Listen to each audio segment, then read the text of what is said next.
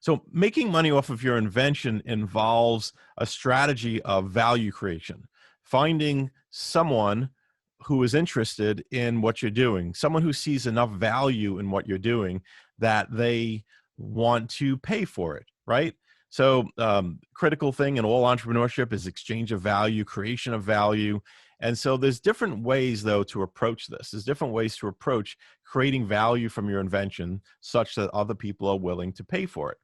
Of course, that money can come from customers, direct customers of your invention that are buying products. So that's one way.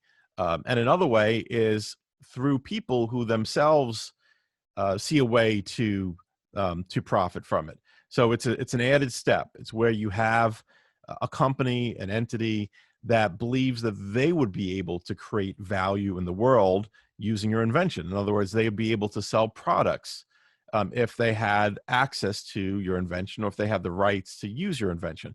So this is where the paths or the different business models begin to deviate. There are paths toward making money with your invention that involve creating products, and there are paths that are really most involved in conveying the intellectual property and conveying the rights you have to your invention. So it's more of a kind of like thought work, where the work comes from the thoughts that you have in terms of the invention itself. The work involved is in protecting it, in making sure that you position it in a way that other people can see value. But it's not in actually manufacturing. It's not in actually design and in distribution of products. And that, I think, is the biggest question that most inventors should ask themselves, is where they sit on the question of, do I want to actually get involved in manufacturing products?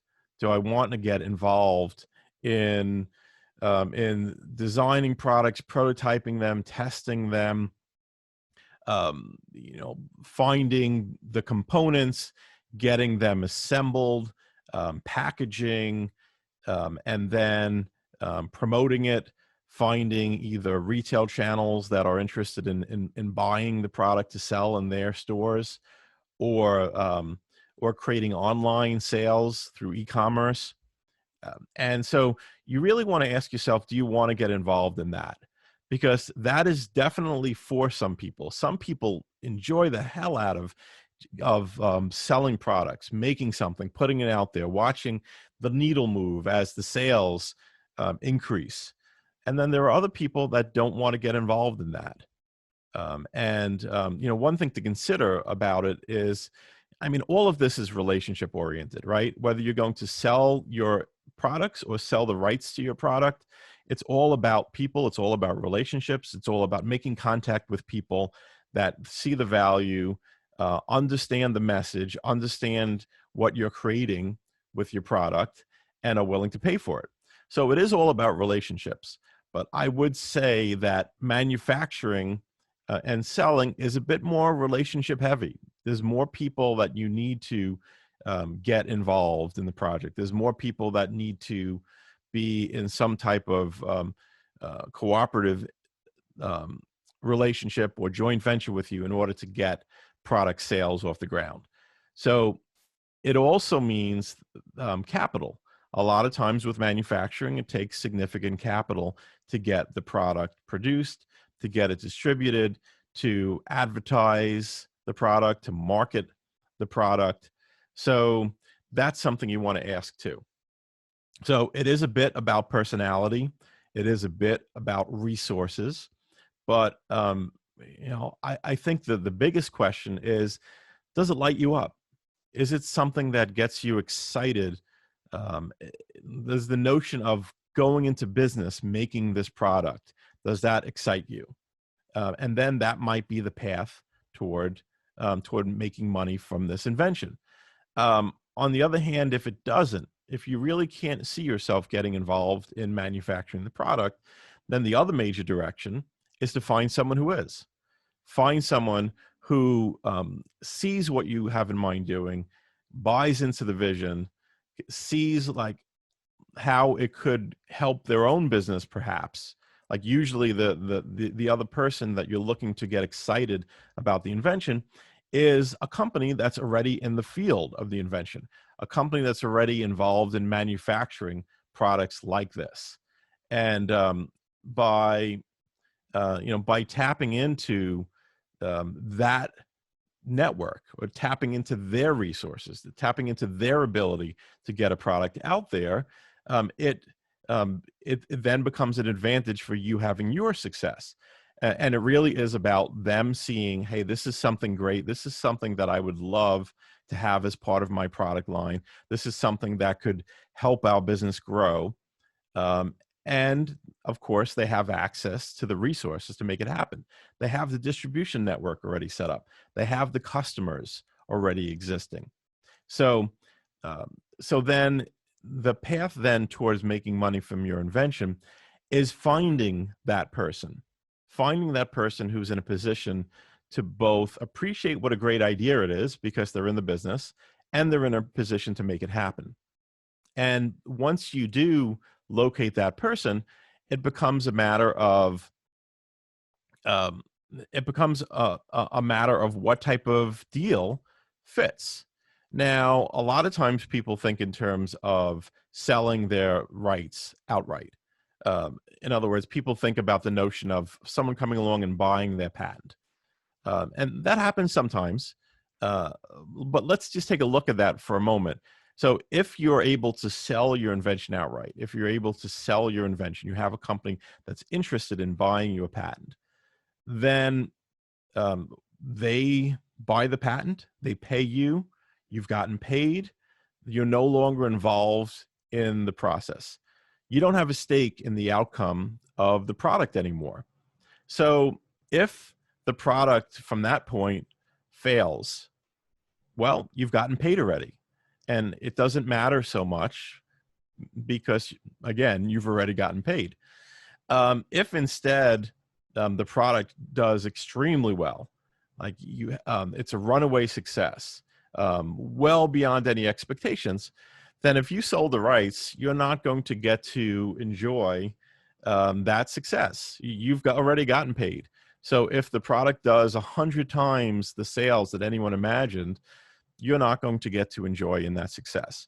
So that's the downside of selling the rights, to the patent, to selling it outright. The other or more common path is for the invention to be licensed. In other words, for a company to say, hey, this is great. We'd like to do this. So we'd like to pay you for every unit that we produce. And that's called a licensing agreement. And the payment that they make for every unit produced is called a royalty payment. And what happens there is essentially you're sharing the risk with the company. You're sharing the risk in that if they make lots of products, you're going to get paid a lot. If they make some products and it doesn't sell very well, you're only going to get paid a little, and then they might discontinue the product. So you're sharing the risk with the company of how the product does, of whether it succeeds or not. Now, interesting thing about licensing agreements, and considering that the product, once you license the product could do very well or it could do very poorly, and you're going to get paid in proportion to how well it does. So interesting scenario is, what happens if they shelve the invention? What happens if they make a licensing agreement with you to pay you a certain amount per product, and then they never end up making products? Well, the answer is generally you won't get paid.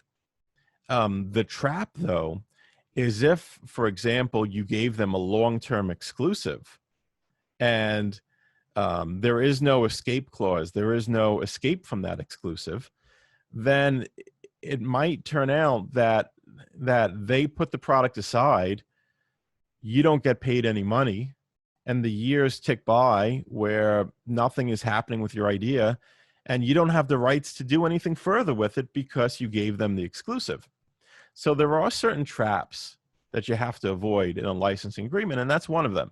So if you enter a licensing agreement with someone, they might want the exclusive because they don't want you licensing it to 10 other companies and that are then 10 competitors for the same product.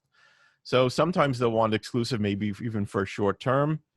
You want to make sure that the agreement addresses the possibility that they either shelve the idea, they just intentionally put it aside, or maybe they just don't put the right effort into it and it doesn't do very well. You want the ability to be able to then take back the rights, or at least take back the exclusive, so that you could then license it to other companies.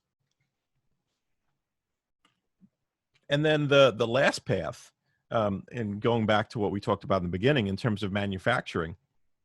So really, like this path involves going into business, in order to create product sales.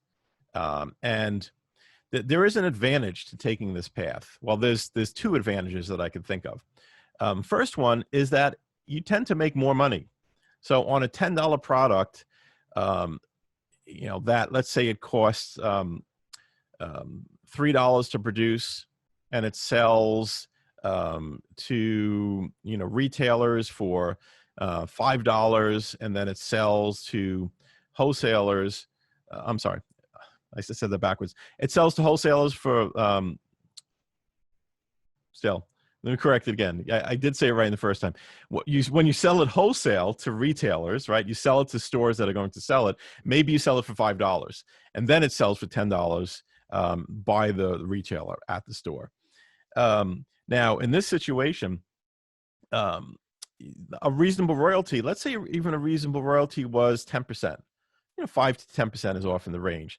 So 10% would be of the price that the manufacturer sold it at. So if they sold it for $5, maybe you'd get 50 cents, maybe you get 25 cents. But if you were the manufacturer in this scenario, where it costs $3 to manufacture, and you're selling it to retailers for $5, you'd make $2. So it's a difference between making 25 to 50 cents and making $2. So the one advantage of manufacturing is you tend to make quite a bit more than if you're making royalties from someone else manufacturing it. But of course, you're taking all the risk. Now, the other advantage is that now let's look at the licensing situation for a moment. So you want to find a company that then is interested in taking on the product and selling it.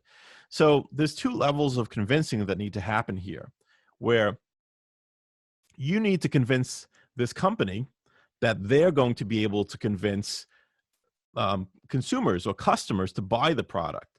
So you have to convince them that they'll be able to convince customers. Two levels of convincing. If you're manufacturing the product, it's a different scenario.